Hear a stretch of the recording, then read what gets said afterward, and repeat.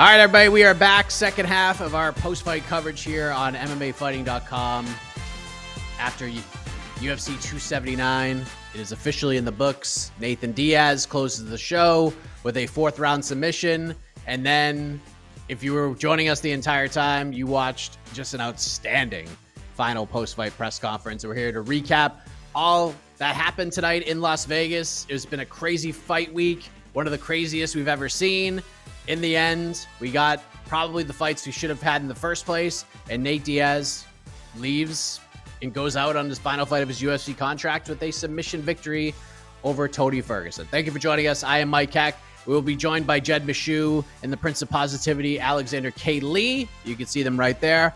But first, let us turn our attention to the boots on the ground. There he is, the great, legendary José Youngs. Jose, the card is over. We just heard Nate Diaz provide just so much entertainment, roasting as many people as possible, not taking himself too seriously. He got water in his shoe, all of that. Is this, with the fight, the finish, the post-fight presser, is this about as good as it could have gone for Nate Diaz on this final trip to the octagon as a UFC fighter, at least for now? Yeah, 100%. I mean, first you needed to win, obviously. That's the big one. And then obviously winning against Tony Ferguson by submission, getting the flex to the crowd, getting the huge pop. This was Nate beat the UFC. That's as best as I can describe it. He was put out there to be a sacrificial lamb, to put in pro wrestling terms, to put Khamzat over. Didn't end up fighting Khamzat. Probably got paid a whole bunch more money to fight Tony Ferguson. Goes out on a win to end his UFC contract, to do whatever he wants. Life's good for Nate Diaz. He beat the UFC. His $2,000 Travis Scott shoes are soaking wet, though. That's a little unfortunate, but yeah, best case scenario. Absolutely, and just to see it all play out the way that it did, and the shifting of the fights, no longer him fighting Hamza Shimayev.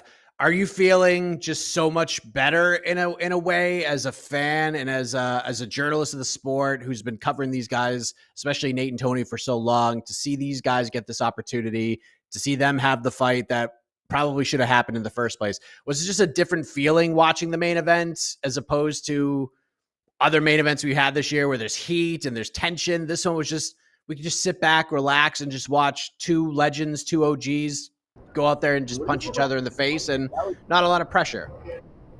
I feel like the fight itself, like the actual fight between Tony Ferguson and Nate Diaz, was like the fifth from on the totem pole from like storylines. Like the actual fight, no one's talking about it. It's Nate's contract, the Hamzat tomfoolery, all the shuffling. Yes, so I get what you're trying to say. There's no like heat between Tony and Nate, but the actual fight, no one cared about. All the storylines are Nate leaving and Khamzat, what he would have done. No one's been like, hey, Nate, that submission, you'd like break that down. Were you expecting Tony to shoot for a takedown? No, literally none of that. It's very bizarre in the sense that I feel like this fight happened and nobody really cares about the actual fight. It's all the storylines that come out after. It's not like, oh, Tony. It's not like when Dustin and Conor fought and Conor got knocked out. We're talking about how he looked in the first round, going into the second round. None of that. The X's and O's of this fight, no one cares about. It's very strange. I get it. It's still very strange feeling. Yeah, all the main event tension was on the co-main event between Hamza Chimaev and Kevin Holland, and then the tension just alleviated, and then we just got to sit back and just kind of enjoy a main event for a different way. So let's talk about Hamza Chimaev. You could feel however you want to feel about this man and how professional or unprofessional he was throughout the week and everything that happened, but he went out there and he put it on Kevin Holland. That was some scary stuff, uber impressive. The guy's an absolute monster. What did you make of Chimaev's performance? You may have expected him to go out there and beat Kevin Holland, maybe finish him, but to see him just ragdoll Kevin like that, Kevin didn't land a single strike on him. Was this the kind of performance you were expecting, or were you even surprised at all by this? I was surprised he submitted him in the way he did. I thought he would. I guess that I'm surprised about. I thought he would probably finish Kevin, like either hurting him on the feet, hurting him on the ground with ground and pound or whatever. But I wasn't. I was surprised it was submission, but I'm not surprised in the violence and the ferocity and the incredible chain wrestling that Khamzat did. It was, yeah, Khamzat's a scary dude, and he probably would have folded Nate in half and ate him. What did you were in the room with Hamza for the post-fight press conference. What did you make of the demeanor? It's almost like the mask came off for a little bit. The war, Hamza kind of went to the back burner a little bit. He did kind of get dark at moments, but for the most part, kind of opened up a little bit more. It was a different kind of look that we've seen from him the rest of the week. So what did you make of Hamzat's reaction to the fight and everything that transpired this week after the card ended? Hold on, Mark wanted to say hi. The famous Mark Raimondi that went and slept on Nate Diaz's couch. Trap House Raimondi did more than stay away from Jose. Stay away from him. Yeah, they don't bad want influence. They don't want you to influence me. I built MMAfighting.com. Oh, okay. I am MMA Anyway. Wow. Hey, tell him to stay away from the wacky tobacco. Tell him to stay away from the wacky tobacco. The electric lettuce is bad, Mark. Oh. Anyway, what were you saying, Mike? What was Hamza like? He looked real angry. He looked real annoyed. There are reporters in here that don't like asking Hamza questions. I'm sorry. Mark, get out of here. He's so. He's right here. I know you're famous right now, Mark, but come on. No. So who won the social gloves today? We're gonna get that update from Jed Meshew in a little while. We'll open it up and let him give his Jed Meshew review. But I know you're gonna get out of here. I'm sorry. What else stuck out to you? What outside of the shuffle up and the top 3 fights and everything?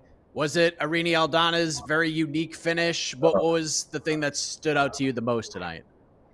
I mean, I might have a crush on Chris Barnett, I'll tell you that much. That dude's a wild man. Like, that was one of the most fun fights I've ever watched. Like, while the first round was happening, I was like, I felt really bad considering like everything that happened with Chris Barnett's personal life with his fiance and everything. And I was like, oh, this isn't great. And then the way that he pulled that off, that was a lot of fun. That was a lot of fun, and the crowd was really hyped. It's unfortunate he missed weight because he didn't get the fight of the night, but Dana White did say he would obviously compensate him. Real weird that Danielle Wolf just looks like she had never. I don't know. Like, someone was off about that fight. It was real. I'm like, was CM Punk better at MMA than Danielle Wolf? That's a legitimate question I had after that fight. And then obviously, of course, Irene Aldana and knocking out Macy Chiasson. No one knew what happened in the back. Everyone's like, did she break her? Did she like fall down? Did she blow her knee out? Whatever. And then when we finally saw, we were like, whoa, never gonna see that ever again, I would imagine. But yeah, like a lot of fun, a lot of fun stuff on this card. It was slow at first. At least Reed was a really fun interview. That fight was fine, but yeah, it was a good fight card. I enjoyed covering this fight card. A lot of fun storylines, a lot of interesting people. Yes, and it's probably one you will never forget when José Youngs writes an autobiography about his career covering MMA. I believe there will be multiple chapters on this UFC 279 fight week and everything that went down. We were all talking. I've never been more exhausted from a fight week in my life. Like, this was just such an mentally exhausting fight week. Like, when stuff happens, you just have to be on 24/7 in case something happens. It was exhausting, but it was without it. Outside of 223, which is still probably the craziest fight week I've ever been a part of, this was right up there.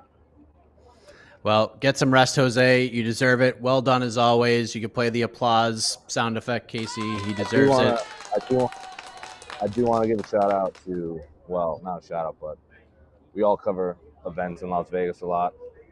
We all know this city pretty well, and Jeff German, I'm sure you guys heard, was one of the best journalists this city has ever seen, covering the mob and business and crime and everything, and he was killed outside of his house for essentially just being a really good reporter.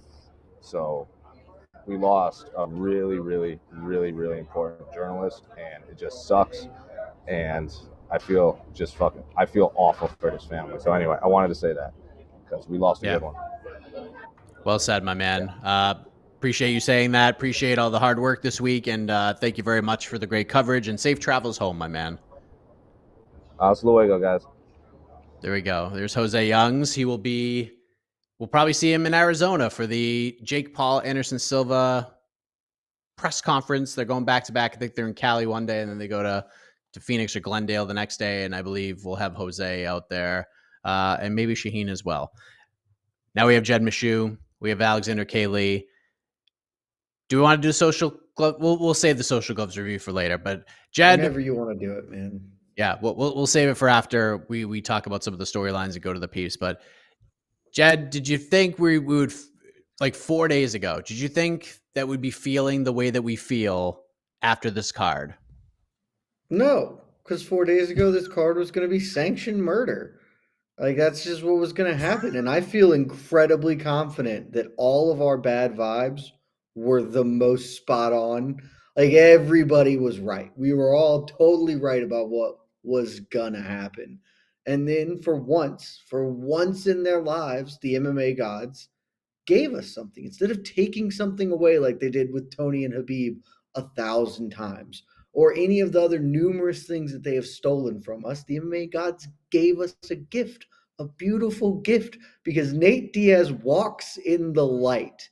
I do not know how this man has managed to pull off like two of the biggest heists in UFC history functionally by coming in on short notice and tapping Conor McGregor, and then this whole thing just smelling like roses.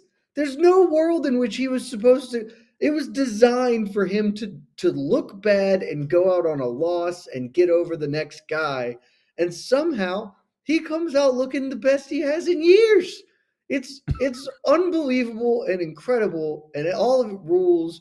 And so thank you, MMA gods. The next time you take a really dope fight from us because some dude steps on a wire backstage or whatever, I won't even be mad because you gave us this one. Well said. AK, you are the Prince of Positivity. I'm sure you're feeling very positive right now. What did you think of the What did you think of the fight? What did you think of the fight?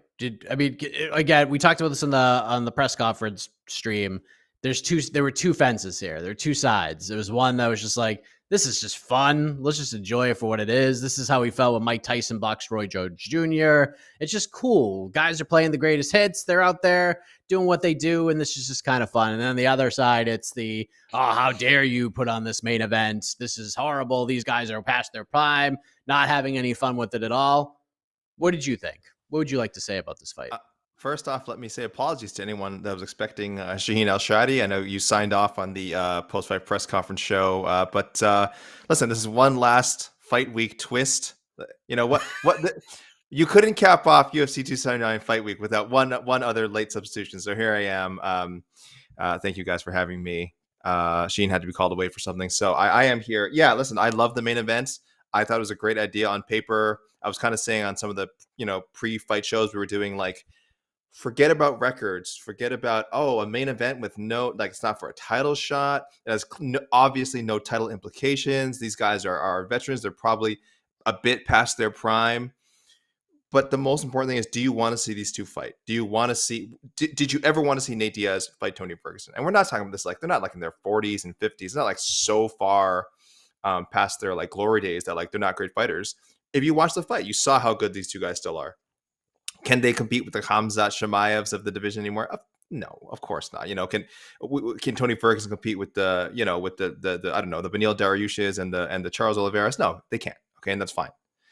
But fighting is supposed to be, again, about combat sports. Was just always about putting two guys who are fun fighters and wanting to see who's better. And that's what Nate Diaz and Tony Ferguson epitomize. So listen, there's 40, 50 events a year. That's just talking about the UFC.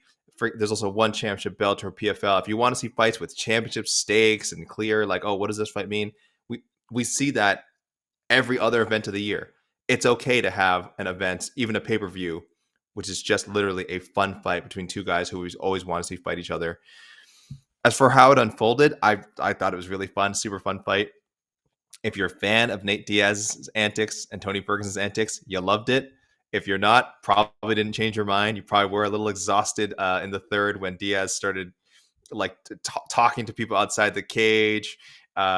Ferguson was trying to taunt him to start, hey, come back here, and flopping onto his back.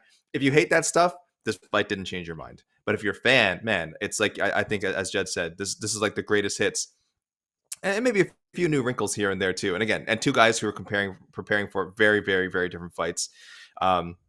Diaz said after, I was preparing for wrestling, man. I was doing a full wrestling camp, so kind of just had to figure out the striking on the fly. Not that it's that difficult for him. Tony Ferguson wasn't even preparing for a 5-round fight. And Li Jingliang, a very different opponent than Nate Diaz. So, these guys had to, it was almost like jazz. They didn't even have a set list. We said the greatest hits. They didn't have a set list. They went up there. They were doing the Spinal Tap County Fair Jazz Odyssey. And it was fantastic. It was fantastic for the most part. So, I really liked it. Again, if you didn't like it going in, the result, how it unfolded, probably didn't change your mind. But I think for a lot of us who had placed our expectations in the right way, I think it landed perfectly. And in the end, could not have worked out better for the UFC. I'm sure they would love to be able to bring Nate Diaz back now, but even him saying, "Well, I'm not coming back to the UFC," is some kind of victory. And also going out with a post-fight speech where he's thanking the UFC, praising the UFC. Really, what more could you have asked for from a company perspective, from a fan perspective? It was a very solid main card. Nate did Let a that be a tremendous lesson. job. Let that be a lesson to you kids out there. Don't burn bridges when you Yes. leave a job. Yep. Because you never know when you want to Yeah. come back to that job for $1 million payday in 2 years after you boxed Jake Paul and fought Yes. Conor McGregor outside the confines of the UFC. That was the most professional thing that's maybe ever happened, literally in the sport of MMA.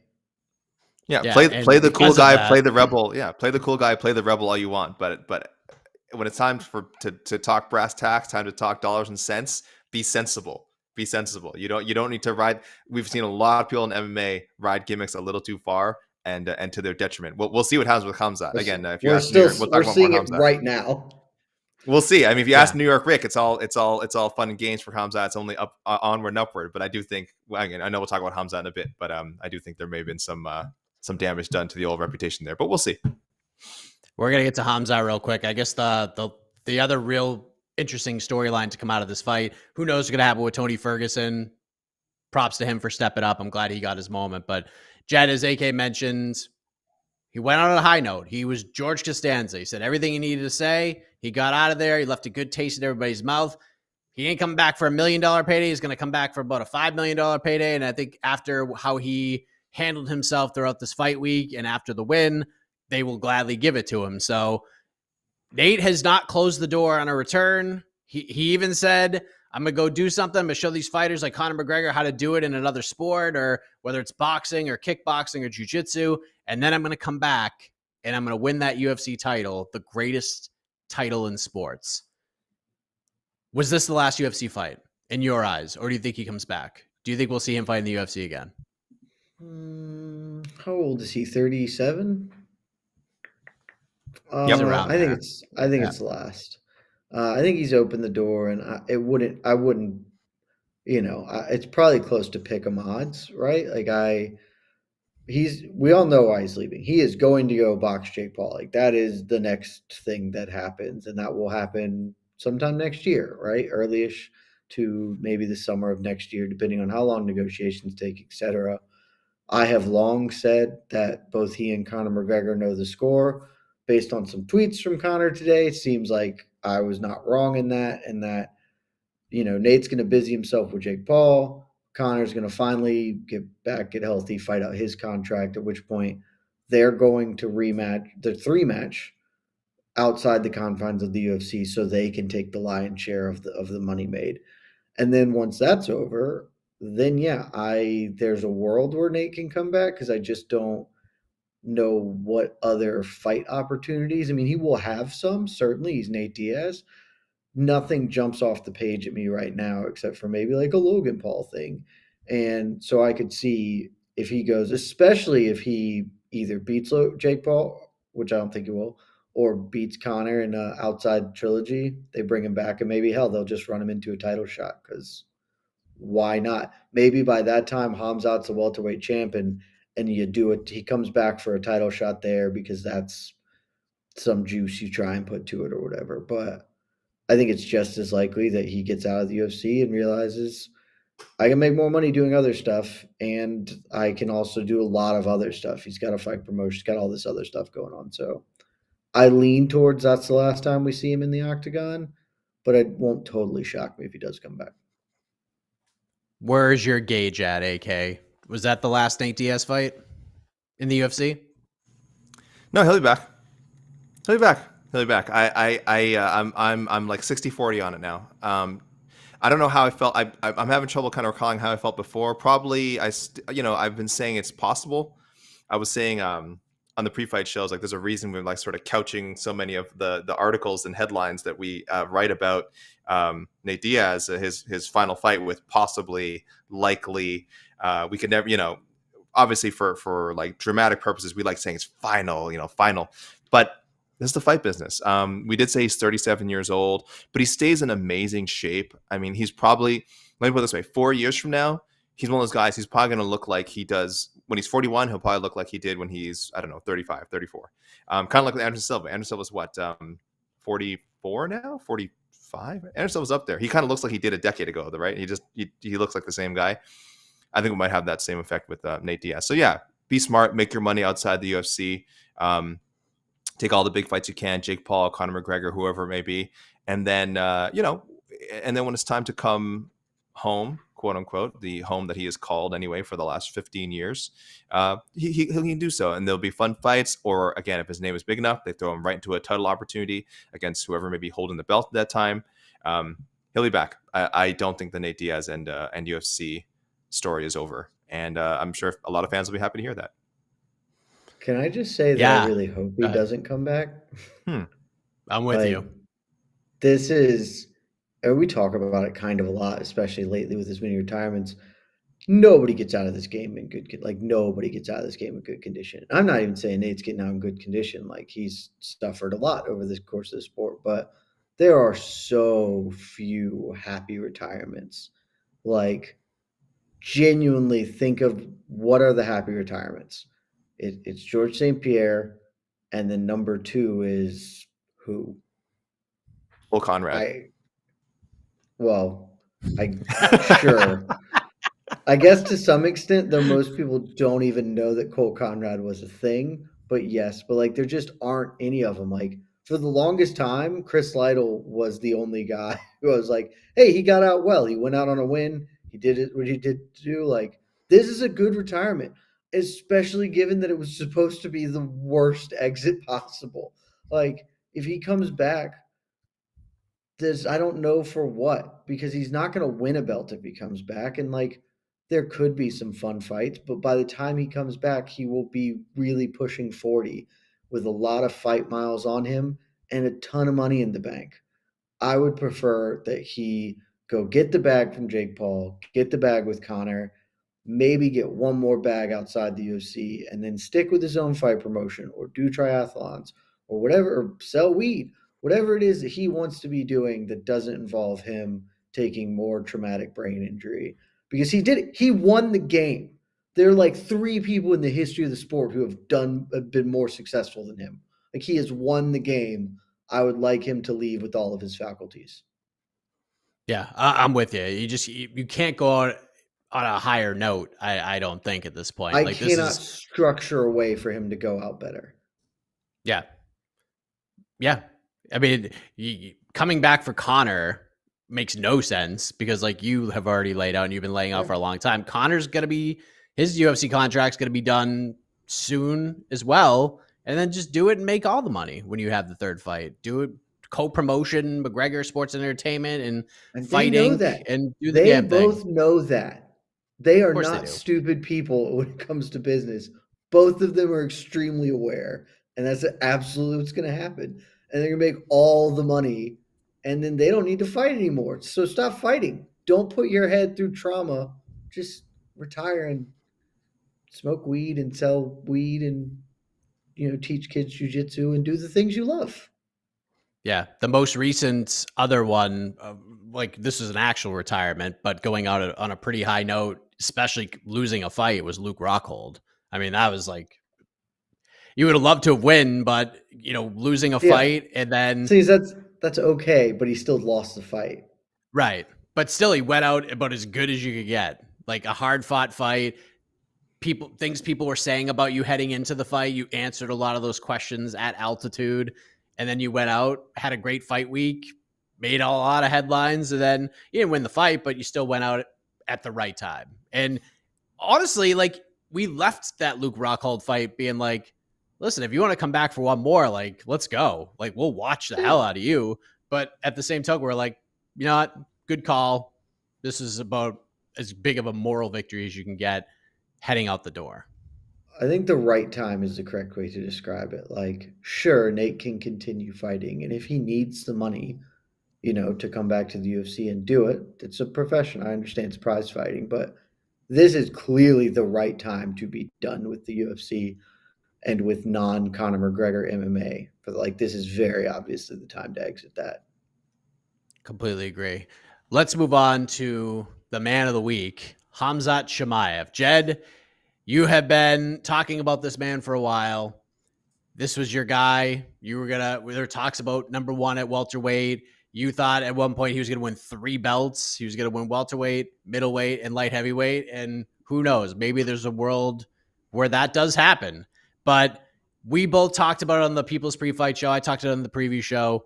We felt like the way this week has gone, the way the MMA gods have decided to shine lights upon things, that this was a setup for Hamza Shimayev to have a great start, look good, and then run out of steam, and Kevin Holland gets this massive win and he goes on to fight for the welterweight title. That did not happen. The MMA gods decided, listen, we can't give you everything. We gotta keep it real at some point. And Hamza Chimaev, love him or hate him, no matter how you feel about him this week, Jed, this guy is a friggin' killer. That was unreal. I mean, just sitting there watching it, and Kevin Holland is doing everything in his power to try to get some sort of separation from this man, and he couldn't do it. Like, Kevin Holland, there's nothing he could do. That must have been the most frustrating thing in the world for him, where he's like, all right, I'm getting out of this. Nope. And then you have to realize at some point that you just got no chance here. What did you think of Khamzat Chimaev's performance? Is this, we said like this fight could end real quick or Kevin could do it, but did you expect this? If Khamzat was going to win, he was just going to do that. Kevin wouldn't land a single strike. This would be non-competitive. I will preface everything by just coming out and saying, hand up, I was wrong. Like, I think I was doing a little bit of wish casting in there, but super wrong. Couldn't have been more incorrect on my fight prediction. It is not surprising to me that he did this. It is not what I thought would happen, because I thought he was going to let his ego control him a little bit more, try and just slug it out with Kevin for a little bit. Thought Kevin could maybe put up a little bit more of a defense on the ground, but none of that was the case. Apparently, you have to ride the fine line Gilbert Burns did of dragging him into a brawl by making it fun, because if you piss this dude off, he is going to go about the most hyper efficient way of beating the shit out of you as possible. There ain't nothing else. That he's the best welterweight on the planet, and that's I know that a lot of people are going to hate that. I'm sure many people in the comments are going to be flaming the hell out of me for it. Most of the people on our staff are going to be mad because he was the best 180 pounder on the planet. Sure, all those things, that's fine, but that we know that dude can make weight. He didn't make it this time. I was very clear. I thought that he just wasn't giving a shit. And I still think that he came into this fight week not being focused or prepared or anything, because he thought he could walk through Nate. And yeah, apparently he damn sure could have. But push comes to shove, firmly believe he can make 170. And I don't see a human being alive who can make 170 pounds and isn't going to fall under the windstorm that is him. Like, we've never seen him. We have never seen him in MMA, and that's just the facts. You guys can hate him, and a lot of people will, and that's totally okay. I'm not even saying that I like him as a person or what he's done. He has blanked, and when I say blanked, I mean like legitimately blanked. Kevin Holland did nothing. Actually, statistically, did 0 things. Landed and attempted 0 strikes. Did nothing but get run over. And this is not the first time he's done that. I think Kevin Holland is a top 10 welterweight. I also think Li Jingliang is like a top 15, 20 welterweight. He did it to them both. He is doing this. Nobody has ever done this. The closest thing that's happened is Francis Ngannou kept blowing people's heads off in 20 seconds. He still at least got hit back. Like this dude is something we've never seen. Like we've just have never seen it. He is the best fighter in the world at 170 pounds. Really good chance he is also the best fighter in the world at 185 pounds. And it all sucks. Everything about this week sucks, but that's the truth, man. I don't know how else to put it. AK, you are the prince of positivity. But if there's one thing that I know from my best friend that will not bring out any positivity from you, is not just a weight miss, but a big weight miss, and then being unapologetic about said big weight miss. Jed has said what he has said. Best welterweight in the world. Are you willing to say the same thing, especially from a guy who just missed weight by 7.5 pounds? I mean, no, definitely not. I can't do it. And even then, even given what we've seen with Shimaev, even if he had made weight, I'm not ready to necessarily say he's better than Kamaru Usman, better than Leon Edwards.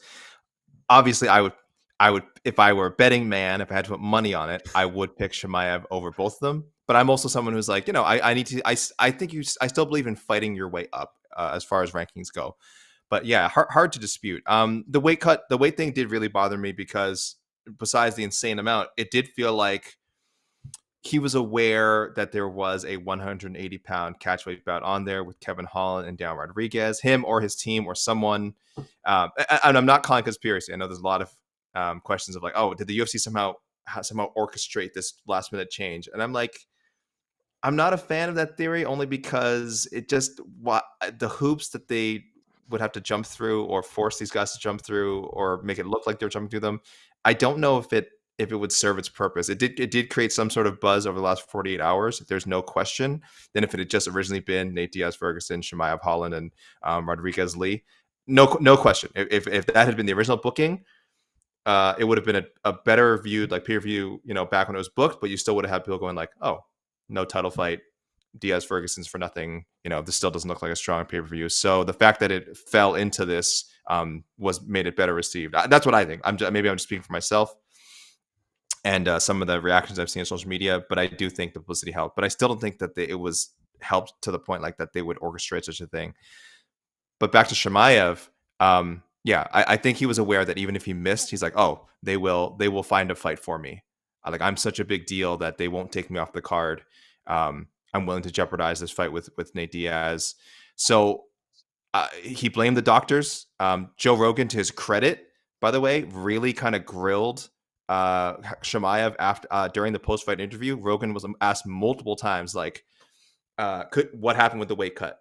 And then Chimaev blamed the doctors. He's like, okay, do you still think you can make 170? And then Chimaev was insistent. Or do you still think you can compete in two? So maybe, I don't know if people were annoyed by Rogan asking the question more than once, but I thought for once Rogan actually did a really good job with that. So I give him credit for that. Because Rogan. Yeah, that was a good job. It was what we all wanted to know. Does this guy really? He really good with Nate. Like I thought he was awful on commentary because I think he is really bad on commentary forever. But he was really good in his post fights. Like that's the best he's been in a really long time in his post fight. So shouts to him. Yep, definitely give him credit for that. He actually has always kind of been good with interviewing fighters, if we're being honest. We can object to a lot of things about Joe Rogan's act, but interviewing fighters, he's pretty solid at it. I would say it's one of his strengths for sure. I'm not happy with Chimaev missing weight. I'm not happy with him. F everybody, middle fingers to everybody. If he's leaning into the heel act, great. But he did the most important thing he had to do this week, which was he won his fight in just disgustingly emphatic fashion. That was the one thing we were all saying, like, yo, this act is fine, but if you don't take care of business on fight night, this heat is going to turn to go away heat. I think with this win, he has that I'm going to pay money. I want to see this guy lose heat. And in this business, in the combat sports business, that's just as good, if not better, than being like an actually beloved fighter. People paying money to want to see you lose can take you a long way. Can we debate that for a second? About? I've heard that a lot, and I'm not like genuinely, and please correct me if you guys have someone that I'm not thinking of, because genuinely the only person I know who has pulled that off is Floyd Mayweather. I can't think of an MMA star that people like hated that they bought to watch get killed. It is always people loved Ronda Rousey, people love Conor McGregor, Well, people love but I Nate think, Diaz. but I think there was elements of Rousey and McGregor where they had the best of both worlds. They had insane fandom. They also had people who wanted to pay money to possibly see them lose. I'm not nearly as confident that has ever moved the needle in MMA. I honestly really think Floyd Mayweather is like one of the very few people who's ever pulled off his entire thing being hate watching. Like, Yeah, I 'cause mean, I can't think of anyone in MMA that like that was their shtick. I think it might work for Chimaev again if he keeps performing like this. He has to keep performing like this, and he also has to maybe work on his heel work a little bit. I mean, there's just the whole F everything, not taking accountability, like missing weight like by that much that's a real thing. That's not something that you can just overcome. So I hope you're right, Jed, in that, because I'm with you. I don't see why he can't make 170 again, other than the fact that he's friggin' That is enormous. enormous. But he's made it He's before giant. multiple times. So for now, we treat this as an aberration, but it does feel like his future is at 185, possibly 205. But I do still want to see him compete at welterweight, because I think, as you said, we're pretty confident he would give Leon Edwards or Kamaru Usman He would a throw hell of a Leon run Edwards for their out of the money. cage. I don't know that. I'm not going that far. Leon. I'm not I going that like far. Leon. He would throw that man out of the Not cage. going that far. I think Leon is a great fighter, very well rounded. I would obviously pick Khamzat, but I'm not willing to He say would he'll just like rinse annihilate Leon. him. Have some respect for the champ, Jed. Have Kamaru some is the respect one for that the is champ. interesting just because he's given up one takedown his entire life. I'm also not sure that it matters. Like I mean, stylistically, definitely, I would like Usman more than Edwards Shimaev, but yeah, I mean, let's be clear. He would have lost to that Gilly from Nate today. Like that was it. The Nate Nate Gilly would have buried him. Stop it. But one thing we can say for sure is Shimaev did have to win tonight. To even have a chance of this act working, he had to win tonight. He had to win tonight, and he had to win the way he did. Did anybody, I'll start with you, Jed, because this is a big thing. People have been hitting me up on all different social media for the last 2 hours, probably, making sure that this is discussed on the post-fight show. Jed, did you have any issue with the beginning of that fight? A lot of people were kind of mad at Khamzat, maybe a fake glove touch of some kind. I was doing two things at once, essentially. So I kind of missed that moment, but then I saw it on social media and I saw some like different clips of it. I didn't really know how to feel about it, but some people were not happy about how that fight began. Did you have any issue with it at all? I was also doing two things at once, so I certainly didn't notice it in real time. I mostly don't care about it because the fight starts and you start fist fighting, man. Like I don't. They touched gloves at their come together thing at the final announcements or the final instructions. Like they bumped fists. You guys actively are not friends. You don't need to do a second glove touch. You did it. You're square. Go fight. Also, as is all things, ultimately, is that's is that the thing? Like that feels like you're just trying to be mad at him. And there are a host of things to be mad at Hamzat about. So I don't need to fabricate one because whether or not he shot a second early, after watching a performance where he literally blanked him. Literally, I cannot stress this enough. Literally hung a trillion on that dude. We're gonna be like, well, the only reason is because he shot during a fake. No, it just was like cool. Maybe it's a little dirtbaggy, but like he hangs out with warlords. Like that's much more dirtbaggy. Let's be upset about that, not about this really dumb thing. Yeah, Crazy. and like you said, the biggest thing. Why is he even touching gloves the second time? Why? He should have been Jorge Masvidal that. He should have come out with a flying knee or a spinning back fist, something. He should have come out just trying to take Khamzat's head off. Because just like Masvidal did, it was like the idea is, well, I might get taken down anyway, so I may as well go for a high risk maneuver. If the fight goes past the first minute, I'm probably getting taken down anyway. I may as well just open the fight with some go for broke move that if I miss, guess what? I get taken down. So what? That's going to happen. That's what Holland should have done. Why go through the glove tap? I don't know. Yeah, it made no sense. He should have come out just trying to take Chimaev's head off. Fight probably ends up the same way, if we're being honest. That's probably another reason why I'm not super. Probably. Yeah. Come on. That's why I'm not Definitely. invested in this supposed controversy that he wouldn't have taken him down if he hadn't surprised him. Come on, let's be serious. Second Hey. thing, I wanted to add, we have one guy, by the way, Jed, that actually kind of reminds me of Chimaev, and he fought in this card, and I don't know if we're going to talk about it more, but that Gelton Almeida, holy crap. I don't know. Maybe it's because he doesn't have that kind of explosive ferocity of Chimaev, but he has that same, like, I'm getting you down, and when you're down, you're dead.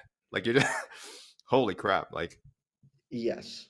yeah. But he's in that The stage only where, issue is that he's fighting awful people. yeah, Because but I'm saying that's where heavyweight is Chimaev bad, was. But I mean, That's yeah, where Chimaev was when he debuted on Fight Island, right? We had like John he's right Phillips, there. like, right? He's at the same start, the 3-0 start against questionable competition. Let's see if he can do the same. But yeah, Chimaev is an advanced version of him, but like stylistically and how they finish fights in the ground, like Almeida's right up there. Almeida's a friggin' freak. I mean, he has a lot of potential to be the next big thing. I would pick him to beat a good chunk of top 10 heavyweights right now. And light A good heavyweights. chunk of them. And light Light heavyweights. And heavyweight light is heavyweights. awful. Pick them. Pick a division. I'm pulling up my rankings right now to see where I'm going to slot this dude. At heavyweight. Oh, Yeah, we're talking he's- heavyweight for Gelton. I mean, I put him I at think he's sticking at light around there. heavyweight, and he will torch all of these human beings at light heavy. And Yeah, he's a most bad of these dude. human beings at heavyweight, yeah. Yeah, that dude has a lot of potential to be something very, very similar. Also, not for nothing, Body Beautiful Baby looks great getting off the bus. First team getting off the bus. So. Yep. There you go. Doesn't A matter couple with more things. UFC. We'll go to the peeps. We'll go to Jed's. I know a lot of you are waiting for the Jed Meshew Social Gloves review. We'll get to that in a moment. But AK, you are a resident robbery reviewer. Oh yeah.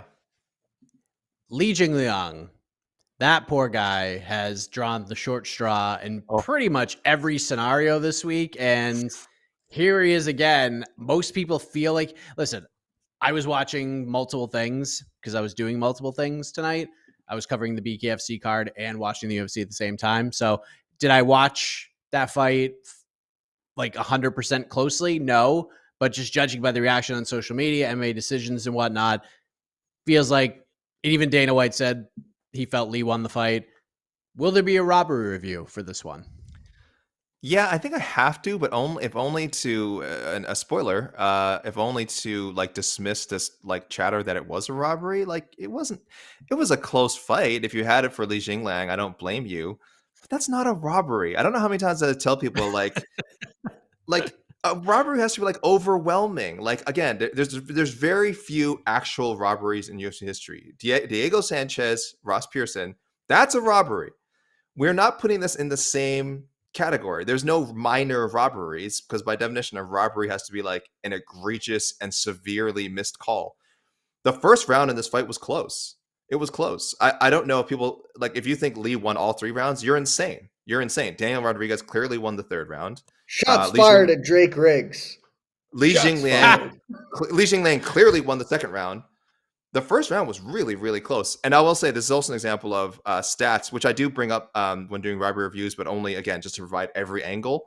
Stats can be very deceiving because so Lee, if you thought he won the first round, fine. Significant strikes, 27-20. Dan Rodriguez won the significant strike battle 34-24 in round 2. That's actually the biggest deficit of the entire fight. But I don't think anyone should score round 2 for Rodriguez, though one of the judges did, which is not great. And then round 3, Rodriguez also outstruck Li Jingliang. But again, I would have scored round 1 for Rodriguez, which Jingliang outstruck him in.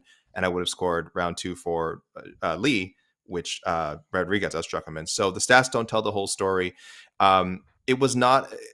Lee was doing more. I could tell as I was watching the fight, and I'm like, oh, okay. I was watching very closely, and I'm like, I know why people are scoring for Lee. He's looking smooth in there. He's very quick. He's the more active fighter. He's doing more. Anyone watching the fight is like, oh, he's doing more. Darren Rodriguez has a very methodical style. It wasn't just his fight. If you've seen any of his fights, he's very methodical, super technical. He's one of those guys who he's slipping punches when it looks like he's getting hit. He's not really getting hit. But if you're only kind of watching, if you're just watching who's busier, 30-27 Lee, he's doing more. If you're watching necessarily who's landing like the cleaner shots, Lee had some for sure. Dan Rodriguez had a lot of clean headshots. And if you look at, forget significant strike numbers, if you want to think of the stat that matters, headshots, big advantage for Daniel Rodriguez, and headshots are generally regarded as being more significant when we're talking about what matters when trying to finish a fight. So again, I don't mind people scoring for Li for sure. That round 1 could have gone to Li. Round 2 definitely for Li. There you go. There's your 29-28 score for the Leech. But it was a really competitive, very fun fight too. I don't know why the crowd was booing. And if you think it's a robbery, I'm sorry, you don't know what a robbery is. So I will probably do a robbery review, if only to remind people, like, it's okay. It can be a close fight and you can disagree. That doesn't make it, not every fight you disagree with is a robbery. Please, enough of this robbery talk. It's ridiculous. Well said, AK. Nicely done. Big shout out to Irene Aldana you know as what well. The problem is? Go ahead. The problem is that MMA fans don't know what a jab looks like because nobody has one in the sport. Yeah. And Daniel Rodriguez was just jabbing the hell out of Li. Mm-hmm. Like, I'm fine if you scored the fight for Li. Like, yeah, for sure. I no am problem totally in agreement with AK. It can go either way. I actually do think that Rodriguez has an argument to win the second round, though I didn't personally score it that way for him. I thought he landed the jab a shitload, which the numbers apparently back that up. Whereas I thought Li was swinging a lot harder, but he also was missing a lot harder. I mean, you broke it down well. He did more, but he wasn't as effective, I did not feel. But if you scored it for Li, I have absolutely no problem with that. But, like, I think if anyone rewatches it, especially without commentary on, it's just like, oh, yeah, Danny Rodriguez hits him a lot because he has a very good jab. And that was exactly what it was. Yeah. He was landing some really big shots to the head too. Again, people watch the fight again, and watch who's landing the more of the headshots in round 1, the cleaner headshots in round 1. It's Daniel Rodriguez, but Li was doing amazing leg kicks, great work to the body, so he deserves credit for that too. So, but as Mike said, I think fighting a dude 10 pounds heavier than him, so hell yeah to you. Sure, he deserves a lot of credit for a lot of things. As Mike said, we wanted Li Jingliang to win. We wanted him to get something this week because he was going to show up at the press conference in a fine suit and get to show his personality. He's got a great personality. This is a huge stage for him. He was supposed to fight Tony Ferguson. A lot of fans didn't care about that fight, but Li Jingliang was so enthusiastic. He's like, I get to fight a legend. He was so happy. He was the co-main event. And then within 48 hours, he loses the co-main event spot. He loses his fight with Tony Ferguson. He gets a fight against a guy, as you guys said, almost 9 pounds heavier than him. So I think people watching the fight were all kind of like, the fact that he was doing so well, people, it's one of those things. I think that played a huge role. Yeah. He's doing well. He must be winning. And you don't want 10 pounds less, and he's being very competitive. He's I get it. In the fight. I get it. We have narratives we want. We have fighters we want to see win. I would have been happy to see Li Jingliang win, but he didn't dominate that fight. It was a super, super close fight. Daniel Rodriguez is a great fighter. And I thought Rodriguez won, but there's nothing wrong with scoring for Li. But guys, guess what? When the fight's that close, it's not a robbery. It's not how robberies work. I was a little surprised he did win, though. I would have just thought that the judges would have more recognized what Li was doing because it looked more impressive. So I was a little surprised he got the nod on the cards. Yeah. And Nate put Li over big at the press conference, which was really nice of him. Even when he was asked about the negotiations, he was like, I don't think the UFC would have, I don't think it really had a choice. I kind of had to fight with where I was at. But the one thing he did say is they wouldn't let him fight Li Jingliang because I think, and they put him over for the suit and basically said the dude drew the short straw an awful lot this week. So credit to Li Jingliang, credit to D-Rod. Go ahead, Jed. Can I make a request of you two? So tomorrow, in just a few hours, a great program is going to be taking place live on the MMA Fighting YouTube channel called On to the Next One, that both of you gentlemen host. I know that traditionally you don't matchmake for losing fighters, but I would love for you to matchmake for the Leech for me because we are. Well, we're doing it. You are? Don't worry about it. Oh, okay. Yeah. Then great. Of course. That's all I wanted. Because he's obviously getting a good fight. He's not getting a lost fight, so he's getting served something up. And I'd love to hear what would be a good matchup for him. Yeah, I got some fun. I have a great one in mind. Just a tremendous one. Thought about it already. I think I hit the nail on the head, Jed. I think you're going to be very happy with what I went with. But Irene Aldana. By the way, yes, Mike, someone just commented. Li Jingliang was also going forward a lot more.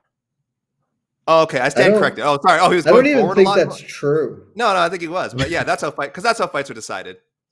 That's how I said. 30-24 for Lee. I retract my my breakdown that I just gave of this fight to whoever it was that commented. I shouldn't even. I'm sorry. It's late at night. I shouldn't even acknowledge some of these comments. But Yes. oh yeah, he was coming forward a lot more. That's how fights are scored. So good job, All right, everyone, calling it a robbery on that basis. Let's move forward because I want to get to what everybody's here for. First of all, shout out Irene Aldana. That finish was insane. It'll be interesting to see where she goes from there. Johnny Walker shut up a lot of people, myself included. Hand up, I was wrong, Johnny. Who were in here as well. Yep, I think a lot of us were wrong. John Kavanaugh, I'm Barnett, so sorry. I don't know why you blocked me because I've literally never tweeted at you, but I'm sorry, I was wrong. You aren't boring and ineffectual Greg Jackson. My bad. There you go. We mentioned Jailton Almeida. Outstanding performance. Dude is an absolute killer. Chris Barnett, I mean, Come on, we got to talk about Huggy Bear. We got to talk ahead. about Huggy Bear. Wax poetic before we go to the social glove review. What a hero. Just what an absolute peach of a human being. Like, there were like 4 things that happened on this fight card that I've never seen. I've never seen the UFC take an L like they did with Nate this whole week. I've never seen anybody do a liver kick from the bottom to a heel kick to the liver to get KO. And I have never seen a man whose face stopped working. Like, I'm not trying to be glib about this. Legitimately, when they were talking about like maybe there's a nerve issue, his whole left eye and left side of the face really appeared to no longer function. And I am astonished the doctor let him fight. I thought for certain that was going to be done. And then he was just like, that's cool. I'm still going to win. It was and then gave one of the best post-fight speeches in history.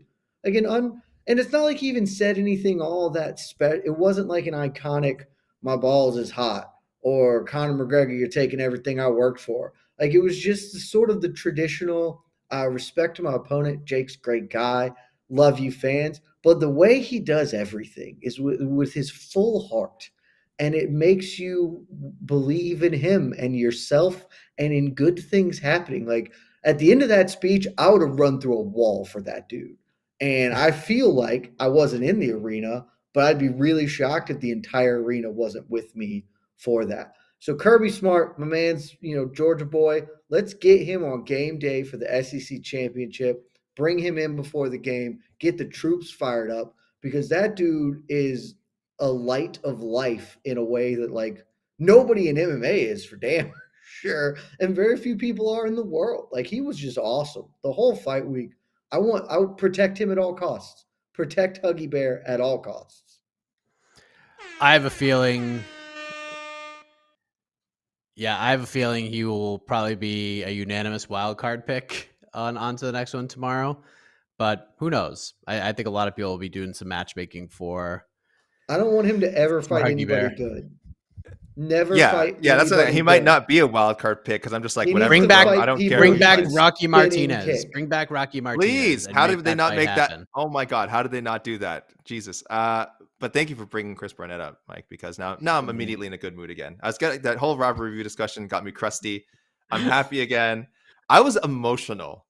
Like, I was for multiple reasons. I may have, hypothetically, put a wager on Chris Barnett. I'm not saying I did, but if I were the wagering type, I may have put money on Chris Barnett. I'm not saying I did. So did I, and everyone who listened to No Bets Barred and who read my gambling column this week, because it was categorically insane that Jake Collier was a minus 400 favorite against anybody. I was like, I like Jake Collier. So someone people know I write the predictions. Someone in the comments was like, LOL, you lost all your credibility or something when you picked Barnett to beat Collier. And I'm like, is Jake Collier like Francis Ngannou, or like, where did this? And I like Jake Collier, but like, where did this come from?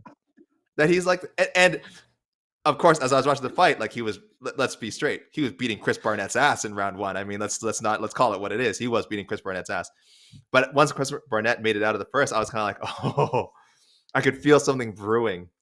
They probably should have stopped that fight in between rounds. I'll be honest with you. The doctor was literally holding his eye open. Can you see? Hold on? Let me help you. Let me open up your bruised eye for you. Can you see now? Okay, you're good. The fight can continue. I was like, is that normal? Is that okay? But thank God that doctor did what he did. and let Chris Barnett continue, because we got a magical moment, one of the best moments of the year.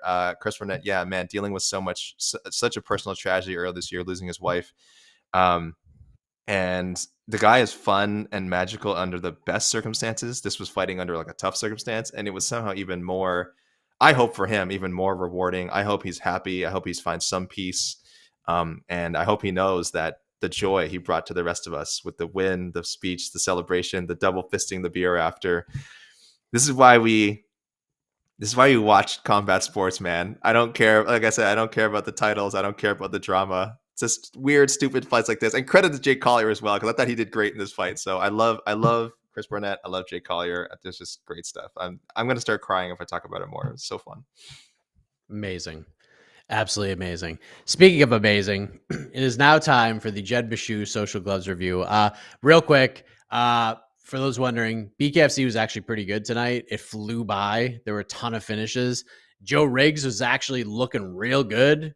Dropped Josh Dyer real quick, and then there was a accidental headbutt stopped that fight, and then Britton Hart put on a freak clinic and became a champion. But it was a fun card. It went by super fast. I enjoyed it. I don't think I could say the same for Social Gloves, but Jed, quick review. You sure can't say how was it? About super fast. Holy shit, man. This thing literally wrapped up moments before we got on for this. Like at the same time the UFC presser was wrapping, that's when Social Gloves wrapped up, and it was fine. Let's be real. The main event was actually really, really fun. I don't know who Austin McBroom is outside of what I learned for covering this. And the same with Anensa and Gibb, but they put on a really fun fight. Like it was back and forth. Like honestly, if you guys didn't watch it and it's posted somewhere, it's actively worth your time to go see, because it's not super high level, but McBroom is clearly more athletic. He's bigger. He's got some natural advantages, but less skilled. But those advantages carry a lot more weight, especially early on in professional fight careers. So he drops Gibb in the first round. He's kind of cruising pretty conveniently, and then he loses the plot because he doesn't have a lot of experience, and then Gibb hurts him, and then Gibb puts the hammer down. And I think there were like 5 or 6 knockdowns total in the 3 or 4 round. I guess it was 4-round fight. So honestly, really back and forth, pretty fun, especially given what it was. All the rest of the fights were bad, just straight up either just not very good fights to watch. Even the Adrian Peterson Le'Veon Bell running back matchup was okay. I mean, it's pretty boring to watch because not a lot happens. It is an exhibition bout between two dudes who do not know a lot about boxing. Le'Veon Bell clearly knew a little bit more. And Adrian Peterson did well for a guy who took this up seriously fairly recently and is really athletic, obviously. But, they moved okay. They just don't have the commensurate skills. Le'Veon Bell does finish the fight with a pretty nice right hand. But other than that, they're mostly just poking and kind of feeling their way through it. All of the undercard bouts were like, you don't care because they're not even famous people. It was like actual AMI boxers. But they at least delivered some finishes, albeit not the most interesting ones. And then, Nick Young didn't fight Blueface and was extremely Nick Young. He honestly, the most Nick Young performance. If you just think of who Nick Young was as a basketball player and pick that up and put that into a boxing ring, you nailed it. He flashed some really good things. He also acted like a total moron and did some horrifically bad things. He also then ultimately, because it's an exhibition, all the exhibitions didn't have like official winners and losers. Like Le'Veon Bell didn't actually beat Adrian Peterson, even though he knocked him out because it's an exhibition. Nick Young didn't officially lose, though he functionally just quit the fight and fell through the ropes. But then at the end of it, like it was the most Nick Young thing ever. He did a good thing, then he got tired and didn't want to do it anymore, and so then he did a bad thing and lost. And then at the post-fight interview, he was just like, "Actually, I won. I'm a hero." And was the most Nick Young way you could possibly go about it. It's like, actually, yeah, I'm 1-0, baby. I'll do boxing again. Cool, let's go. Like it was to a T what that man is about his whole life. And God, I respect you, Swaggy P, because live your truth, baby. So yeah, honestly, not the worst night of fights. They timed it all really well because all the big fights at the UFC happened before even the NFL fight. So like, I didn't really care about the undercard stuff. I could watch that in passing while focusing on the real fight. So it'd be cooler if it didn't finish at 3 a.m. or whatever, but it's fine. All right. Thank you, Jed Meshew, for the first and who knows, maybe the first of a long series of Social Glove reviews. Oh, I mean, we're going to be in this game for sure. This is my corner now. I'm standing on it. You can go to MMAfighting.com, great website, and you can see that Adrian Peterson KO. It is up there. You can also read my live blog of the main event. We've also got main event highlights on MMAfighting.com, great website. So if I tantalized you with my words of whatever appeal, go to MMAfighting.com, great website, and you can see for yourself exactly what happened. Oh man, let's go to the peeps. I'm sure the peeps are just dying to get in here, probably to talk about Social Gloves. But let's get into this thing. Let's take a few questions. And I will say, when they inevitably do an instant give versus like Jake Paul or whatever, that's actually going to be like pretty good bad boxing because both of them have some skills. Jake Paul is much bigger than him, but and shouts to Austin McBroom. Is that dude can't box for shit, but he continued to get up after getting floored actually 4 or 5 times. He kept trying to fight. Cannot question the man's heart. Can question his corner for allowing that to happen to him a bunch, though. That was really, really bad. And let me, sorry, not to just going completely off topic before we get to questions. Let me just say, so far, guys, this show, I'm glad I was able to hop on because it has been a pleasure, man. Let me just say it has been a pleasure, Way man. To go. Before I forget to mention it, it's been a pleasure, man. Shout outs to Anton Takali. If that feels like 2 shows ago that we were talking about the pleasure, man, but I was gonna sign off with this, and I probably still will, but I just wanted to say it before. My Takali goodness. didn't get blanked, so we're clear. Almeida No, he did not. Almost blanked him and has blanked 2 opponents in the UFC thus far, but Takali did land 1 strike. Did Hamza even were there any strikes even thrown in that fight? Oh, let me pull up the officials. I don't think Khamzat even did. Oh, Khamzat officially threw 1 significant strike that did not land. Landed 1 total strike of 2. So, I mean, I'm not even confident that those I'm numbers spinning are this. true. I'm like, Kevin Holland just fought Hamza and didn't get 1 strike landed on him. That's a great performance from Kevin Holland. He did fight him without getting a strike landed on him. Unfortunately, he did not win. Well, maybe counting that, yeah. I mean, Wait, details. did Demian Maia ever pull that off? I know that was like his functional dream was to win a fight without ever actually hitting a person. I think he Khamzat's did, done it like actually. 3 times. When was the last time that's happened? Where like no was strike Damian landed Guerrero? in a victory? It has to be Demian Maia, and I'm about to look it up. Was that Damian Maia or no strikes landed? Or did Hamza? Or I don't remember a strike being landed. Demian Maia beat one, Lyman. Demian Maia beat Lyman Good without landing any strikes. Okay, that's what I thought. I know there was one like in the semi-recent. I remember. So Khamzat has at least tied that. When Ronda tied that. beat Kat Zingano, was there a strike landed? Or even a strike throw? There had to have been because there was a clash, but I'll look that up while we go to the peeps. I think maybe Ronda. Yeah, let's go to the peeps. Yeah, all right, to the peeps. To the peeps. Oh no, Kat Zingano had 0 strikes. Case, good call. Damn. Also Strikeforce challengers, but Sarah Delio, she had 0 strikes landed as well. Interesting.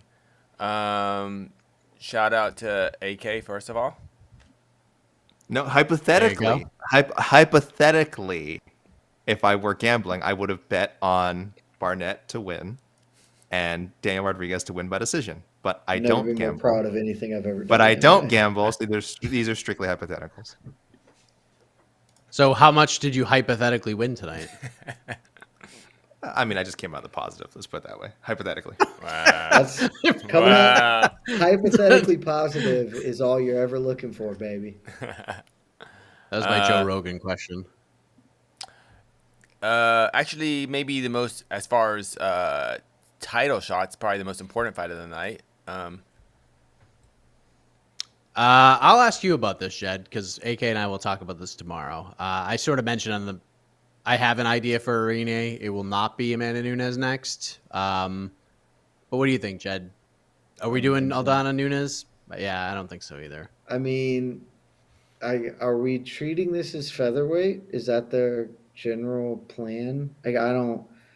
Maybe if Nunes just wants to fight her featherweight next, I guess Aldana's front and center for that. But like, Kelvin Vieira exists, and Kelvin Vieira deserves to fight for the belt. She should certainly be next for the bantamweight title, and that should be the next for Nunes. And don't mean any disrespect at all to Aldana, because great win. Had never seen that knockout before. It will be in my final 5 for KO of the year, because anytime you do something that has literally never happened before, you deserve some shine for it. Did she get a bonus? Yes, she did. Yes. Hey, dope. Good. I honestly would not have bet that she would have gotten a bonus for that, because it wasn't flashy, because it felt weird the way it ended awkwardly, but glad she did. Dope. She also, it's the same thing we talk about when I used to do this great article series on MMA fighting called Missed Fists before somebody kicked me out of it. No names named.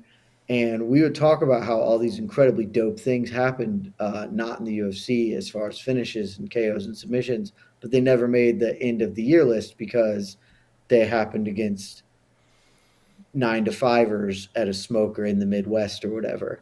Same thing plays here. Like Danielle Wolf is not a real fist fighter. Ooh, she was at one point a real boxer, and she has two professional MMA fights now, and hasn't looked especially good in either of them. So you don't get a title fight off of this one. That's not Aldana's fault, certainly, but it's just the way the cookie crumbles, especially with Ketlin. I think you're getting 2 fights mixed up. Oh, I am. I'm totally getting them mixed up. Okay, Dumont. Oh, yeah. Also, it's Macy Chiasson. You don't get shit for beating Macy Chiasson. And Norma Dumont's not getting a title shot either. Let me just throw that out there. No, she better She's not. not getting a title shot either. Macy Chiasson just beat Norma Dumont before this. So it's at 45. Forgive me. I'm confident the comments are obliterating me right now. I deserve it. Come at me. It's also 4 a.m. Yeah, I'll give you that one. I haven't. I'm not as resolute in my pick yet. I know Mike's already made his for on to the next one, but the other problem is it wasn't just that who she beat or that it was like at a weird catch weight. Though Aldana, by all accounts, was on her way to making at least 136. She stopped cutting weight because apparently it was on Chiasson's side that they were like, oh, we're not going to make. That was simply so the fight can happen. Yeah, I think Aldana's yeah, they really did them a courtesy, if anything. But also just Aldana, unfortunately, has had bad luck getting in the cage. She was supposed to fight GDR, Madison Square Garden last year. Probably whoever won that fight would have gotten a title fight. Or either had GDR Nunes too, or you would have had Aldana would have gotten the title shot. And then she was supposed to fight Aspen Ladd earlier this year. That wouldn't have been, I don't think that would have been for a title shot, but it would have kept Aldana, if she had won that fight and then won this fight, then maybe we're talking about it, but she's just been out of action. I think it's like 420 something days. So she just has no currency whatsoever with the fans, even though she has like a really fun style. And as Jed said, it's not right now. Like your average fan, the American fan or in Mexico. I think she's got a little more now. Sure. If you want to go Mexico, sure. She has multiple fight bonuses. I'm down for. I want Aldana. I think Aldana definitely deserves a title shot, but if she doesn't get one, I would love Aldana rematch with Caitlin Vieira. Yeah. Oh, I'd like that too. Yeah, she has the resume for it, but it's hard when you've just been out for a while. Why can't Aldana knocked out Caitlin Vieira? Yeah, but Caitlin Vieira just beat Holly Holm and Misha Tate. Yeah, and I didn't. Misha Tate. I didn't. Sure, Holly Holm won. I thought Holly Holm won, but I agree. It's hard to get a title shot. It's very close, but you beat the 2 biggest names that aren't Ronda Rousey in the history of the division functionally. I guess Nunes. Like she's just getting the title fight. Listen, trust me when I tell you, I'm giving Irene Aldana a great fight. Yeah. a fight she's not going to say no to. I didn't know can there tell were you that great right fights in the Well, bantamweight division. So for I'm her. excited. I think For her. Aldana has. I think she's different. Yeah. Yeah. Pena? We doing Pena? So I don't want know Mike to tomorrow. have to spoil it. So here's one of the problems with Aldana. So she was white hot in 2019. I think she went 3-1, and then she fights once in 2020, loses to Holly Holm, pretty convincing. She fights once in 2021, TKO of Yana Kunitskaya, but she missed weight really badly. And now she so far has only fought once in 2022. And it was again, very good win against Macy Chiasson. But that is a really difficult sell for the fans and for the UFC. 3 fights in 3 years, 2 wins. One of them she missed weight. Looking at her resume, yeah. she's ruling the roost at 140 pounds. Because she's got 440-pound catch weights, 4-0. So she is the 140-pound champion. Yes, screw no all question. this. Let's have a 165-pound division. Give us a women's 140 because Irene Aldana, champion uncrowned, baby. Dominate. I love it. All right, I know two of you gentlemen are going to skip this one, but this is for Mr. Meshew. This is so easy, by the way. But go ahead, Jed. Oh, it's so easy. All right, let me pull up some things because this is So not. easy. I'm sure this is easy. You guys are professionals. You do this every Sunday. You're the best in the business at it. Kevin Holland. I think even if you're just not going to throw, like, I actually haven't thought about it yet. So even without throwing out a specific name, like, I'm more wondering, like, his ceiling is so clear. I think I don't know. I would do Luque. Sure. That's I just like that. really It's fun. fun. It's just a really fun fight. I don't know if that's like good or bad matchmaking, but there's no way that fight doesn't rule ass. Yeah. My thing more is what's the ceiling for Holland, because like I just don't think he ever gets the takedown defense necessarily. And again, look, it not just because it's Chimaev. If you not being able to not stop Chimaev takedowns is not an indictment. Does not make you the worst guy. But I'm talking about at 185, which isn't even featuring the strongest wrestlers of that division. Yeah, he was giving up size. That's fine, but I don't think just coming down to welterweight solves some of the fundamental problems he has with takedown defense. So. But I just don't think we see. take so little from this fight because he was training for Take nothing. I take nothing. He was training for Daniel Rodriguez. Sure. He's also fighting the best welterweight. I don't think there's any world look, where he stops Chimaev's takedowns though. I think he could have 2 years to prepare for Chimaev and not stop his takedowns. Oh, Yeah, he that's never not the issue. wins that fight. That's not Never the issue. wins that fight. What I'm saying is, and we have evidence at 185 that he can't stop takedowns. So I'm No, just we're talking welterweight. We're not. I think we're that's fine. overhauling that a higher weight class. That's fine, but I'm just saying, like, I don't have any evidence that he has any takedown defense whatsoever. No, that's not true. That is not true. He has takedown defense. He just was facing. He was facing a middleweight tonight. That's all. I honestly think a bigger issue for him, and this is going to sound a little bit stupid, but I think it's true. Who he is as a person is going to be substantially bigger capper to his ceiling. And what I mean by that is he wants to fight every other month, and you just can't do that in high-level MMA. Like, Donald Cerrone managed to work his way into one UFC title fight, but honestly, that was him high-rolling because, like, if you fight 5 times a year, you're just going to catch an L because it's incredibly difficult. You're fighting that many times, whereas everybody else is fighting twice, and they're spending 6 months gearing up and prepping for you. And it's just like he is never going to want to sit still long enough to do what I think would be the necessary work to get to a title fight, which I think would be kind of the upper limit of where he could be. And so I think that's going to hold him back harder than any takedown defense issues may or may not. Yeah. And by the way, good for him. If his job is to make as much money as possible in MMA, Kevin Holland is doing it, man. He is killing it. He's active. He was winning bonuses. I mean, this dude has probably made a lot more money in the 2 or 3 years he's been in the UFC than a lot of fighters have made. Like, I don't know. I listened to Dana White, and I listened to Dana White's post presser. This is true. Tell him what. Yeah, tell him what Dana said, Casey. Tell him what Dana said, Casey. We had it. True. Yeah. Yeah, we all know what he meant to say. Yeah. Just all right, but we know what happened. Kevin Holland is doing it right. Like, I would, if I was a coach or whatever, I would just tell every fighter, fight as often as they will let you. Yeah. Because you get more paychecks. And like the most underrated aspect to star making is just visibility, which is mostly like the reason Hamzat Chimaev is a star is a lot less because he's blowing the hell out of people than it is he fought 3 times in a month and everybody knew him because he fought so frequently. Kevin Holland fights a bunch and then also does superhero shit on the side, so everybody knows him. Like, but if you Irene Aldana and you're out for a year or whatever, like that, just you can't build.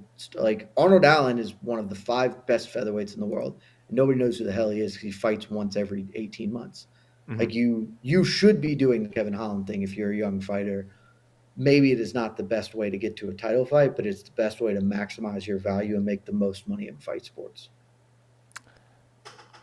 Back to Hamzat. If he can make 170 easily, then why didn't he in the biggest fight he's been given to date? And Jed, I'll let you just sort of reiterate what we've been taught, what we've Nobody all sort said of it was easy. agreed on. Oh, I don't think he Yeah, can make it easily at all. I don't. Nobody said it was easy. No. It is not easily. Trust me when I tell you. Like, and I've said this a million times. I was in Jacksonville covering 273 when Hamza fought Gilbert Burns, and I stood next to this man. I walked in the fighter hotel around to get coffee, and I just happened to like walk for a moment next to Hamza Chimaev, and I was just like, holy shit. If Jose, like I said, like I told Jose this, I'm like, if you told me that this guy was the best light heavyweight in the world and I had no idea who he was, I'd believe you that he was a 205er and he probably had a cut to get to 205. He's a giant. He is a freaking giant. He's huge. I don't think he can make it easily. I don't. I think he could if he was, I think if he amped up the discipline and took it super seriously, I think he could do it, but he's young enough. But those days where he's going to be able to make 170, every day that goes by that his nutrition's not on point, those days are fading away for sure. I don't believe he's a welterweight. I just don't believe he's a welterweight. I think Anthony think Johnson he is never naturally. missed weight at welterweight. He did actually miss weight at welterweight? No, yeah. He consistently definitely- weight. Do I Oh, know? I thought he just thinking died wrong? every time, and then he missed he missed missed middleweight. a I couple thought, Yeah. but He regardless, did. He that- definitely blew the middleweight one. Cause it was Yeah, young yeah. as hell. No, he missed welterweight at least a couple of times. Okay, I agree. But see, here's And the- really I badly, agree with that, badly, though. by the way. Really badly. okay. But here's the thing. Going back to Jacksonville, he made 170 on the nose for Jacksonville, and he looked fine. He didn't look sucked out. He was in good spirits, even like on the weight cut, because you saw the videos of him and Burns like going to the same sort of place talking about it. And Hamzat was one of the first people on the scale that day, 170 on the nose, not 170 and a half, not 171. He was 170 on the nose, and he didn't look destroyed. He wasn't like wobbling in there. He walked in full of energy and did it. So maybe, because to Jed's point, what we've been talking about since is and I agree with you. He just didn't take Nate seriously at all. He just cruised in. He's like, I'm going to make a big bag and I'm going to crush this dude and I'm going to go home. But taking Nate not seriously is one thing, but you have to take the weight cut seriously. So why do we think he's gonna? He should have though. Why do we think we're not he's saying gonna take next he- one? Because we have more evidence that he can make the weight than He can make than it. evidence He's that he made can. it. He's missed This is the once. first time This he's is literally missed. the only Made time he's multiple missed. times. Yeah, that's the only. Literally the only But here's the time thing: he's is, I wouldn't be surprised either way. If he never fought at 170 again, I wouldn't be surprised. If he made I'd be 170 for his next fight, I also would not be surprised. So, for sure, like I get the skepticism. People should be very skeptical that he can make 170 going forward. I totally understand that, but I'm saying there is a lot of evidence that he can make it. He's made it many, many, many times. I think he could have made 171 this weekend, like because the part of weight cutting, like we want weight cutting to be this happy thing where you're not killing yourself. A real part of weight cutting for a lot of the top athletes in the sport is just killing yourself, but not dying. Like I know all of us have. I assume many of the people watching have seen the videos of Chris Cyborg trying to cut to 140 or whatever. Yeah. Where it's haunting because she is literally murdering her body. That's all it is. And there's a lot of science to killing yourself but not dying. And like I think he probably could have made 170. They didn't let him go any further because this is where it gets really, really unhealthy. and he shouldn't do that. But I think he could have made it, and I think that probably, and he has never missed before. So fool me once, okay, that happens. If this becomes a recurring theme where he misses weight, sure. I do agree with you, Casey. He shouldn't be a welterweight. He is naturally much closer to middleweight, but that's not the game that is played by a lot of the very top fighters in the sport. This is true. It is true. And he's also a very loyal guy to his coaches and his team. So if his coaches say, hey, I don't care what you think, you're a welterweight, then Hamza's going to say, yes, sir, I'm a welterweight, and I'm going to fight at welterweight. If they say, you know what, let's not kill yourself anymore, be a middleweight, you're a win away. Just go up to middleweight. You fight Bobby Knuckles, even though he kind of no-sold that and had a lot of respect for Bobby Knuckles, which I thought was really cool, and it was a very fascinating part of his post-fight scrub. It's a tough fight, man. One win gets him a title shot. One win. Just go up there and fight top 5 guy. You win, you get a title fight. I'd love to see the Rob Whittaker fight. Fight not Bobby Knuckles. Fight Paulo Costa, because that's fine probably too. Win, and that's a much more winnable fight, and still will get you a title shot. Bobby Knuckles is a tough fight for anybody in the world, even Israel Adesanya. Yeah, but yeah, Paulo Costa would be a good one. And that would get him a title fight. And if Paulo in the negotiations with him in the UFC do not go well, since he only has one fight left in his deal, then Hamza can do what he was going to do for the UFC anyways, but just do it to a different guy. Send him off to which might actually be a good thing for Paulo too, because he could lose to Chimaev and then he can hop on over to PFL. And I would watch the hell out of that fight. God, I would watch the hell out of that fight. Maybe that's the one. Yeah, it seems. I think the funniest one is Khamzat versus Colby. But I would watch the hell out of Khamzat versus Paulo. I would watch, yeah. I mean, I'll watch him fight anybody. He's the best fighter in the world. I don't care. I guess it really depends on, which we don't really know, but like, how does the UFC brass really feel about Khamzat? How do they really feel about it? Because like, think this pay-per-view was set up to let's go back to the very beginning of the story. This pay-per-view was set up to smash Nate Diaz, and it 180'd on them. So are they mad at him? Are they going to try to punish him? Are they going to force him to go to 85? Or are they just going to go, we'll try 70 again. If you screw up, well, whatever. I guess. And Did you see Dana scrum? He was in full Bull Durham mode. Do what's best for the team. Like, you could tell he wanted to say a lot of things. That's what I mean. I'm not them. Yeah. Oh yeah, he's definitely annoyed. It's all Shema. It's all Khamzat. It's 100% all on him. But he also understands what he has with this guy. That he's just such a monster. And like Jed said, at this point, and I thought this in Jacksonville too, even before the Gilbert Burns fight, I don't think we've ever seen anything like this guy. I even asked him, like, have you ever seen anything like this? Like, we've seen meteoric rises in different ways. Like, we saw Conor just go up real quick, but he wasn't doing what Hamza Chimaev is doing. Even like Khabib, when he was on his run, was not doing what Hamza Chimaev is doing right now. This is very unique territory, and I don't think like the UFC really knows how to handle it, because it's tough. You have to weigh like the importance of different things, because you have a very special talent here, but he comes with a lot of baggage too. So you got to figure out baggage and. Yeah, that's John Jones. The most polite way of saying it. John Jones. He's John Jones. John Jones with weight issues. Yeah, well, he has maybe less of the other substantial problems that John Jones has. You move to different piles. They're different issues. You cannot fully trust him for some things. You always need to have a backup plan now. But he's a prized. He's a horse. You let him run free. He is a prized colt. You don't put a bridle on that thing. You just let him do.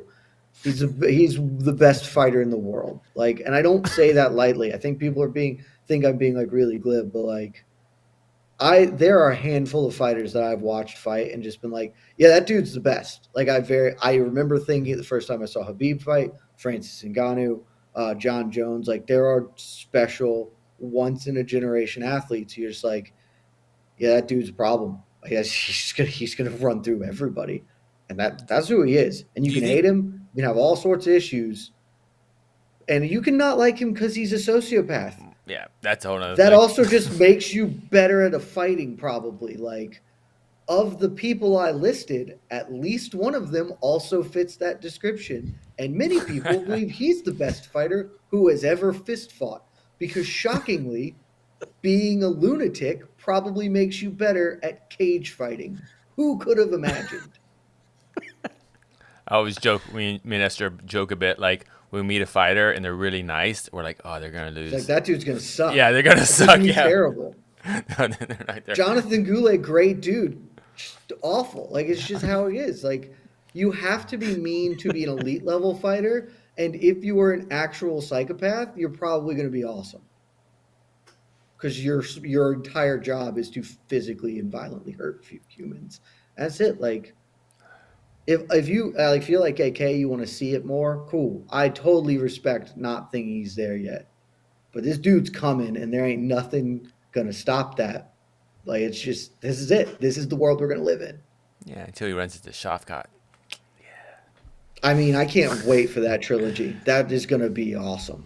Yeah. Yep. I wish the UFC would line that up. Don't do it now. Just don't do it right now. No, that's all three for the belt, baby. Yeah. Yep. I completely agree. All right. Oh man. You know they're gonna give poor Li Jingliang Shafkat, and that would just crush my soul. I don't know. Lee's got to get something cool. Nah, I got something good for Lee. Also, Don't worry about Shafkat that. doesn't It's not want Lee. Shafkat. No. Shav- But who the hell's gonna fight that guy? Shavkat is going to fight the winner of Bilal Muhammad Sean Brady. Like, that's Shavkat. Because Khamzat's probably getting Colby or a middleweight fight. Yeah, Colby, maybe. Don't, Or the Colby, loser. don't pick up the phone. I wouldn't pick up the phone for the next 6 months, Colby. Just pass. I mean, if that phone rings now, you probably take it. Because who knows? Maybe he doesn't make the weight. And then maybe he fights somebody else. Pass. Jed, how do we look back at the Burns fight then? Dude, Burns is so much better than I ever gave him credit for. Is it simply that? Is it? I think Burns that is really fight- good. I think it's a tougher style matchup to some extent. I do think a lot of the stuff we've talked about is that Khamzat probably fought a little stupid at some points, but I think Burns is just really damn good, man. Like, and like that fight, he has the threat of jiu-jitsu, which I Yes. think played like you don't want to grapple with him because it's real. And so it's like, all right, well, I'll just stand up with him. It's probably better for me. But, like, actually, probably was not a better choice for Khamzat. But that dude's just awesome. And hand up, I've never given that man credit his entire welterweight run. I was wrong. I'm wrong a lot. I was definitely wrong on that one. That dude's pretty good. I still think he's a lightweight, but he's damn good. That fight is to Khamzat's credit. I know everyone looked at that. I hated the narrative that Khamzat was exposed. Gilbert Burns is one of the top 5 welterweights in the world. Jed's right. He's probably actually a lightweight, but hey, at 170, he's doing the damn thing. He came really close to being the dude to knock out Usman. Yeah. Really I think close. he's a top 5 welterweight. I rewatched the Burns fight, and I know I'm an outsider, but I scored that fight for Burns against Khamzat. But yeah. even that's a defensible scorecard. Yeah, it certainly is. But even like, we want to see guys who will become future champions challenged. That to me is a big deal. So for Chimaev, like, if he had trucked him, yeah, look, that would have been great too. I mean, that would have been stunning if he had like beaten Gilbert Burns in like 90 seconds. That would have been even more impressive.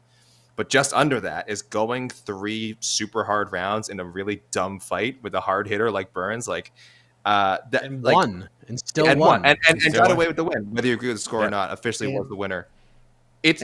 Showed important stuff. You have to see guys be tested. Yeah. You have to see guys be tested. He showed a lot of stuff. For sure. John Jones, one of his greatest title defenses, the first Gustafsson fight. Did people think less of John Jones after the fight? I would hope not. I would think that increased his, like, how what a great champion people thought he was. So there was nothing about the Burns fight that makes me think like, oh, we're like, we've forgotten it, and just because of this performance. Like, no, that was a great fight that I think told us a lot about Chimaev in a mostly positive way.